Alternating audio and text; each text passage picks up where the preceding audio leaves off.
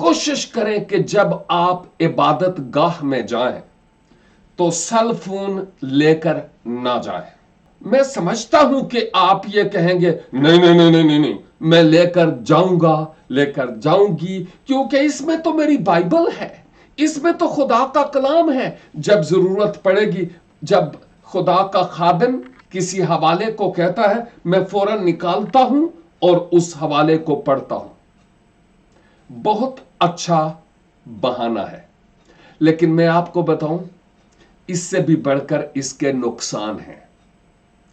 एक नुकसान तो यह है कि किसी का भी कोई ऐसा फोन आ सकता है कि आप परवरदिगार की आवाज के सुनने के बजाय, खुशखबरी के सुनने के बजाय कोई बुरी खबर आपको मिले, तो बेहतर नहीं कि यह घर पे हो। नंबर 2, जब आप कोई हवाला रेफरेंस पढ़ रहे हैं तो जो देखने वाले लोग हैं वो क्या सोचेंगे आपके बारे में? तो क्यों लोगों के दिलों में हम शकूक पैदा करें? मैं सोचता हूं कि यह अच्छी बात नहीं है कि इबादत के दौरान इस सेल फोन का किसी भी सूरत में इस्तेमाल किया जाए। तो फिर क्या करें?